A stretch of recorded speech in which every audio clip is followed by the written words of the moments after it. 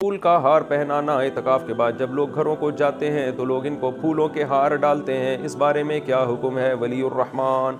ये भी नाप अजीब सी हरकत है, कोई हलाल हराम का मसला नहीं है, बस थोड़ी नामुनासिब सी बचकाना सी हरकत लगती है। इतकाफ़ करके आ रहा है, उसको बस सलाम करें, मुबारकबाद भी दे सकते हैं, भाई अल्लाह आपको, अल्लाह ने कबूल किया, अब तशरीफ़ रखें, बस अपनी नॉर्मल रूटीन शुरू करें और गुनाहों से पाक ज़िंदगी गुजारें, इतना काफ़ी है। फूलों का हार पहनाना ये नापसंदीदा और कबीह रस्म है। मैं हराम की बात नहीं कर रहा, नापसंदीदा है। बहरहाल शौहर और बच्चे अलग अलग मुल्क में हों तो सदक़ा फ़ितर कैसे देंगे? दूसरे मुल्क में मुकीम अफराद अपनी अहलिया और बच्चों का सदक़ा फ़ितर किस कीमत के हिसाब से देंगे? अनवर शाह, मैंने बताया जो बंदा जहाँ रहता है वो वहाँ की कीमत के हिसाब से देखेगा। ये पूरा मसला भी मैं बता चुका हूँ, चाहे दूसरे मुल्क में दे रहा हो।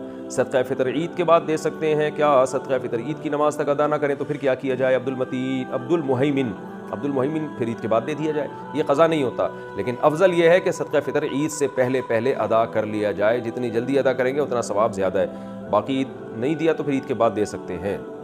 सदक़ा फ़ितर के बगैर क्या रोज़े कबूल नहीं होते? क्या ये सही है कि सदक़ा फ़ितर के फ़ितराना की अदायगी तक रमज़ान मुबारक के रोज़े आसमान और ज़मीन के दरमियान मुअल्लक़ रहते हैं? हाफ़िज़ सुलेमान, नहीं, मेरे इल्म में ऐसी कोई बात नहीं है। सदक़ा फ़ितर एक अलग से शरीयत में हुक्म है, रोज़े अलग से हैं, तरावी अलग से, ये आपस में इनका लिंक नहीं है। तो इसलिए सदक़ा फ़ितर किसी ने अदा नहीं किया तो रोज़े हो जाएंगे। लेकिन जब पूरे रमज़ान के रोज़े रख लिए, इतनी टेंशन वाला काम कर लिया, कहते हैं ना हाथी निकल गया दुम रह गया, हाथी निकल गया दुम रह गई। तो जब रमज़ान के इसने इतना टफ हुक्म जो रोज़े था वो इतना टफ हुक्म अदा कर लिया, तो 200-250 रुपये देने में क्या जा रहा है इसका? तो दे दे सदक़ा फ़ितर भी, ताकि पूरे रमज़ान की जो जितने भी शरई हकाम है वो उसको ये पाए तकमील तक पहुँचा दे। तो इतनी मुश्किल इबादत कर ली और एक छोटी सी इबादत नहीं हो रही, इससे हैरानगी की बात है। अच्छा भाई, चांद रात में क्या इबादत की फ़जीलत है? लैलतुल जायज़ा यानी चांद रात की शरीयत में क्या फ़जीलत है? उसामा साहब कराची से, इस पर मैं मुस्तकिल बयान एक कर चुका हूँ।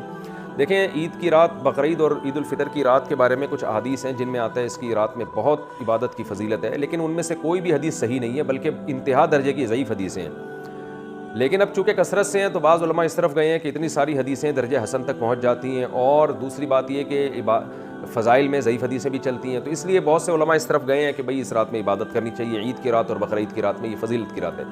लेकिन बाज़ मुहक्किकीन इस तरफ गए हैं कि एक तो रिवायतों में ज़ोफ़ बहुत ज़्यादा है, दूसरा वो क़यास के भी ख़िलाफ़ हैं।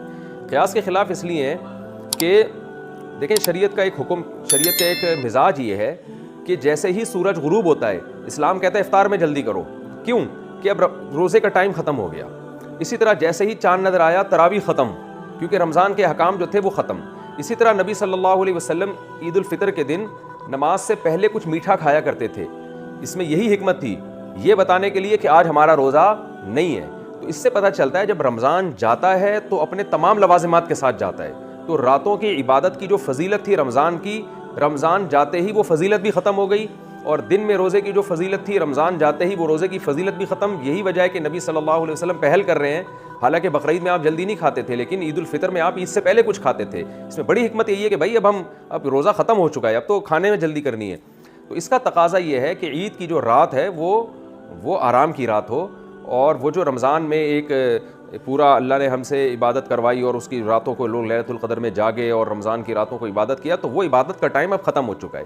अब ये रात एक नॉर्मल रात की तरह है, तो लिहाजा इसमें कोई इबादत कर ले तो ठीक है, अच्छी बात है। अगर कोई इस नीयत से इबादत करता है कि रमज़ान में इबादत का जो मैंने अपने आप को आदी बनाया है वो मैं कंटिन्यू करूँ ताकि मेरी आदत ना छूटे, तो इस नीयत से अगर कोई इबादत करता है तो ठीक है। लेकिन हमारी राय यही है कि इसमें अगर अलग से इबादत की कोई ख़ास फजीलत वारिद जो हुई है वो ज़ईफ़ है और क़यास के भी ख़िलाफ़ है। तो और वैसे भी आप खुद सोचें ना कि अगर रमज़ान ईद की रातों को इबादत करेंगे लोग, इतनी फजीलत की रात है, तो ज़ाहिर है ज़्यादा जागेंगे फिर उसमें, तो फिर ईद का दिन कैसे मनाएंगे?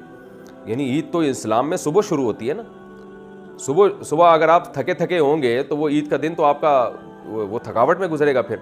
तो ये सब चीज़ें कि यानी एक इश्कालात होते हैं उस कौल पर जो ये कहते हैं कि ईदैन की रातों में इबादत करनी चाहिए। तो इस्लाम में दिन जो है, रात जो है वो दिन के ताबे होती है। तो रोज़े के दिन में, रमज़ान में दिन में रोज़ा, रात उसके ताबे है, तो रात में इबादत। अब ईद का दिन जब खाने पीने का दिन है, खुशी का दिन है, तो उसकी रात भी ईद के दिन के ताबे होगी, तो वो इबादत की रात होगी नहीं।